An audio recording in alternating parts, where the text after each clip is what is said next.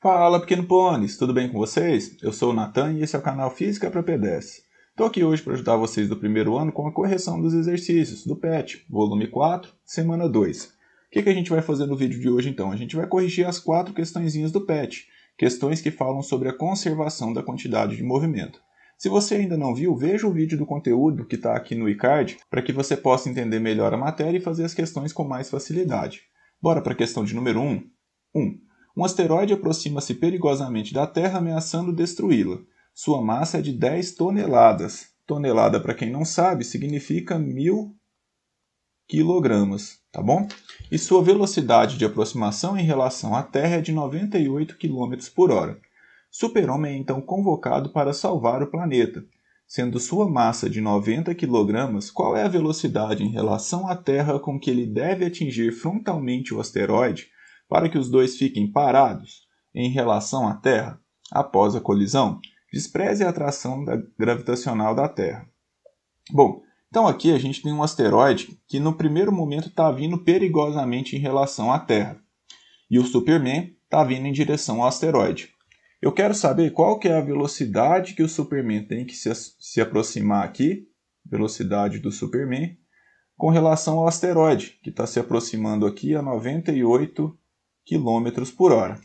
E aí ele vem vindo, o Superman vai, e na hora que os dois colidirem, eu quero que a velocidade final do Superman seja igual a zero, e a velocidade final do asteroide também seja igual a zero. Ou seja, que a quantidade de movimento final seja zero. Quando eu tenho um sistema isolado, como que é um sistema isolado? Que eu conheço todos os corpos que estão interagindo, que não tem forças externas, por exemplo, aqui é só o Superman e o asteroide, a quantidade de movimento é a mesma em todos os momentos. Então, a quantidade de movimento antes da colisão tem que ser igual à quantidade de movimento depois da colisão. Ou quantidade de movimento inicial tem que ser igual à quantidade de movimento final. Só para a gente não errar, vamos definir algum sentido aqui como positivo? Geralmente eu adoto para a direita como positivo. Então vou adotar que tudo que aponta para a direita, tudo que for vetorial, ou seja, que for uma setinha e apontar para a direita, vai ser positivo. Tudo que apontar para a esquerda vai ser negativo. Tudo bem? Então, qual que é a quantidade de movimento antes? É a quantidade de movimento do Superman inicial mais a quantidade de movimento do asteroide inicial. Beleza. E qual que é a quantidade de movimento depois? É a quantidade de movimento do Superman final mais a quantidade de movimento do asteroide final. Como que a gente calcula a quantidade de movimento mesmo? A gente estudou na semana anterior como a gente calcula, né? É massa vezes velocidade. Então aqui vai ser a massa do Superman vezes a velocidade inicial do Superman, mais a massa do asteroide vezes a velocidade do asteroide inicial. Aqui, a quantidade de movimento final é a massa do Superman final vezes a velocidade dele final. E a do asteroide vai ser a massa do asteroide vezes a velocidade do asteroide final. Tudo bem até aqui? Bom, então agora é só substituir os valores. A massa do Superman é 90 kg. A velocidade inicial do Superman é o que eu quero descobrir. A massa do asteroide é 10.000 kg. E a velocidade dele é de 98 km por hora. Quilômetros por hora não é a unidade do sistema internacional, mas se eu utilizar tudo na mesma unidade, todas as velocidades em quilômetro por hora, não tem problema, fica compatível. O que eu não posso é usar uma em metro por segundo e a outra em quilômetros por hora. Se eu utilizar todas em quilômetro por hora, a minha resposta sai em quilômetros por hora, que é o que eu quero. Então fica conveniente. Aqui, como a gente adotou que para a direita é positivo, a velocidade inicial do asteroide aqui ela é negativa, porque ela aponta no sentido contrário ao meu referencial. O Superman vai no sentido contrário ao asteroide. Então aqui vai ser menos 98. A massa aqui do Superman é 90, a velocidade final dele é zero, porque ambos pararam após a colisão. A massa do asteroide é 10.000 vezes a velocidade, que é zero. Aqui todo número vezes zero dá zero, então isso aqui não é problema, isso aqui vai zerar. E daqui vai ficar 9 velocidade inicial do Superman, e esse 98.000 eu vou passar para cá, né? Na verdade, 980.000 vou passar para cá. Então agora, para a gente achar a velocidade do Superman inicial, basta a gente dividir 980.000 por 90, que vai dar. Vamos fazer aqui no cantinho para a gente não errar. 9 por 9 vai dar 1, que sobrou 0, desce o 8. 8 por 9 não dá 0, desce o 0. Por aqui vai dar 8, que é 72, sobra 8, desce o 0. 8 de novo, que vai dar 72, desce o 8, que vai dar 8 de novo. Então, 10.888 km por hora precisa ser a velocidade do Superman para que ele consiga parar o asteroide após a colisão. Portanto, a resposta correta aqui fica a letra E. Tudo bem, pessoal? Bom, bora fazer a questão de número 2? 2. Um pescador está em um barco em repouso em um lago de águas tranquilas. A massa do pescador é de 70 kg. A massa do barco e demais equipamentos nele contidos é de 180 kg. Suponha que o pescador esteja em pé e dê um passo para a proa dianteira do barco. O que acontece com o barco? Justifique. Considere possíveis movimentos oscilatórios e atrito viscoso entre o barco e a água. Então, basicamente, é um sistema isolado. Eu tenho o meu pescador e o barco aqui. E qual que é a quantidade de movimento inicial aqui dos dois? É 0. Quando o pescador começa a se mover para a esquerda, ele vai adquirir velocidade para a esquerda, consequentemente uma quantidade de movimento para a esquerda. Mas isso não pode ficar assim, porque se a quantidade de movimento inicial é 0, a quantidade de movimento final também tem que ser 0. Então o barco começa a se mover no sentido oposto para garantir que a quantidade de movimento seja igual a 0.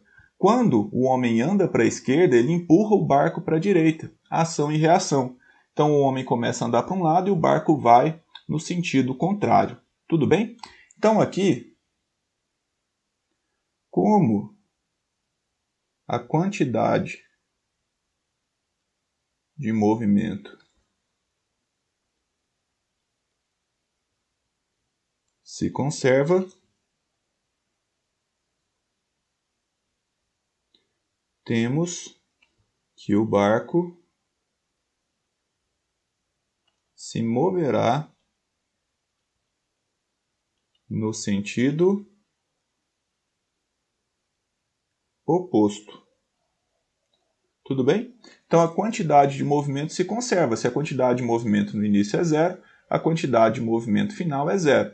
Lembrando que quantidades de movimento em sentidos opostos, quando eu somo, elas acabam se subtraindo, né? Fica uma menos a outra, porque uma desfaz o que a outra está fazendo.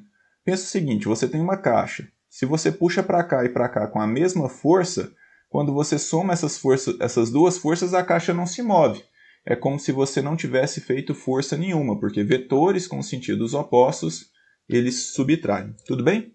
Em um determinado instante, com o barco em repouso em relação à água, o pescador resolve deslocar seu barco para a frente com uma única remada.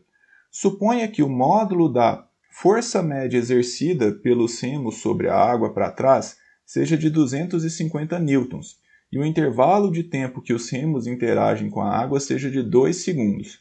Admitindo desprezível o atrito entre o barco e a água, qual a velocidade do barco em relação à água no final desses 2 segundos? Então aqui eu estou pensando no barco e o pescador como um único conjunto. E eles estão recebendo uma força externa, que é a força da água. Quando eles empurram a água para um lado, a água empurra eles no sentido oposto. Tudo bem? Então aqui entra no teorema impulso e quantidade de movimento, que foi matéria da semana passada.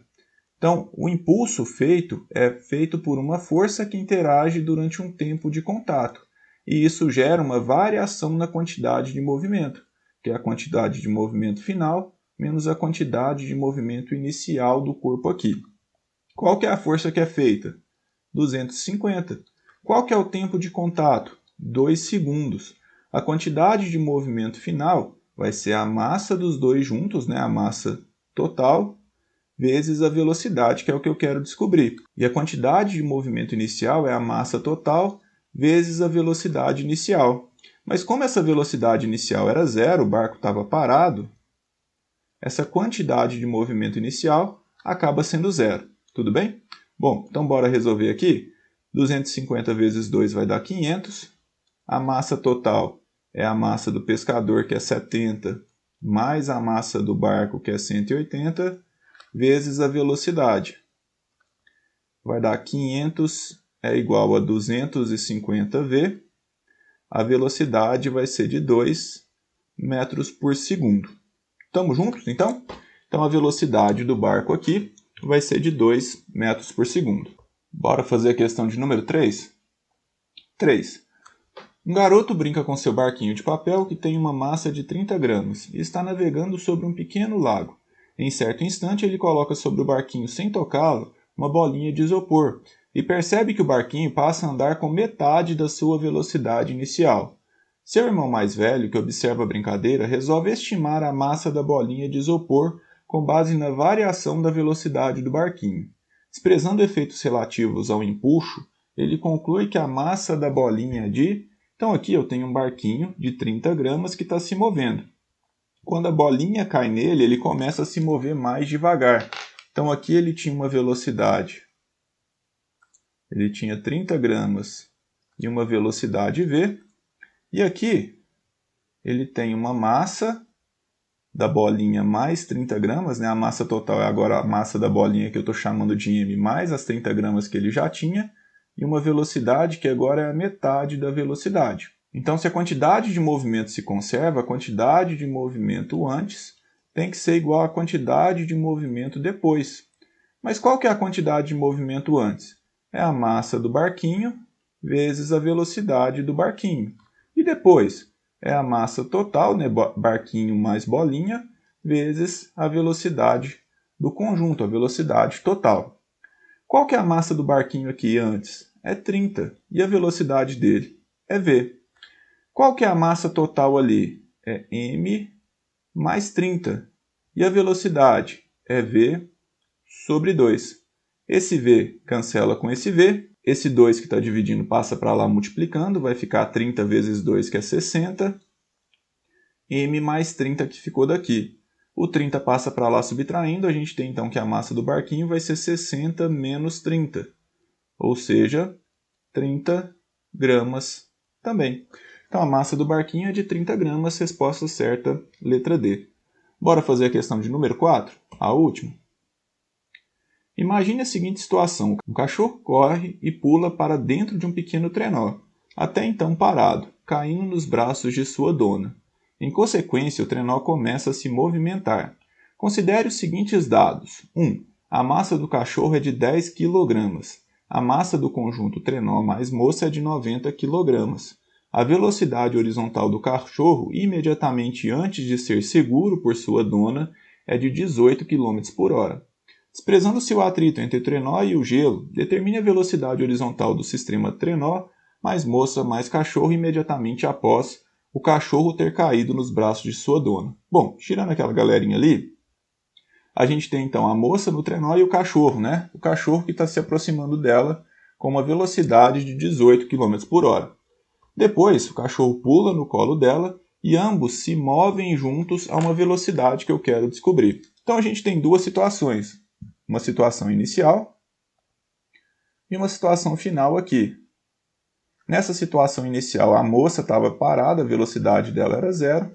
Aqui o cachorro estava se movendo com velocidade de 18 km por hora.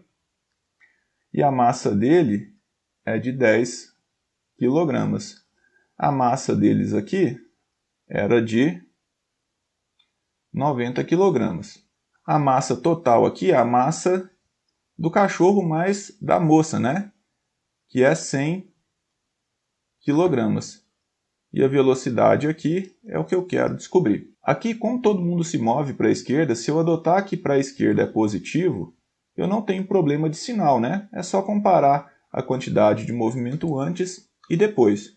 Então, a quantidade de movimento inicial é igual à quantidade de movimento final. Quem que tem quantidade de movimento aqui no início? Já que a moça está parada, ela não tem quantidade de movimento. Aqui no início, a quantidade de movimento é a quantidade de movimento só do cachorro, né? Então, é do cachorro mais a quantidade de movimento da moça. Vou escrever aqui, mas essa aqui é zero, porque a velocidade é zero. No final, a gente tem a quantidade de movimento do cachorro, né? Do conjunto lá, da moça mais do cachorro. Eu posso escrever separado ou junto também, né? Aqui a quantidade de movimento final e aqui a quantidade de movimento inicial. Então, aqui vai ser a massa do cachorro vezes a velocidade do cachorro inicial. E a quantidade de movimento final é a massa do cachorro vezes a velocidade final, mais a massa da moça junto com o trenó, vezes a velocidade final deles aqui, que é a mesma, né? Eles se movem juntos depois. Eu poderia considerar até um único conjunto aqui. A massa do cachorro é 10, a velocidade dele é 18. A massa do cachorro é 10, a velocidade dele final é o que eu quero. A massa da moça mais o trenó é 90, vezes a velocidade final, que é o que eu quero. 10 vezes 18 vai dar 180, 10 mais 90 vai dar 100, velocidade final. Então, a velocidade final aqui vai ser de 180 dividido por 100, que é 1,8 km por hora. Essa é a velocidade que eles vão se mover. Como deu positivo aqui, significa que eles vão se mover para o mesmo lado que o cachorro estava indo, né? Para a esquerda nessa situação. Tudo bem? Bom, pessoal, então esse foi o vídeo de hoje. Espero sinceramente ter ajudado vocês. Se eu ajudei, peço que se inscrevam no canal, compartilhem com seus amigos para que a gente possa ajudar mais pessoas. É isso. Feliz Natal! Até mais! Tchau!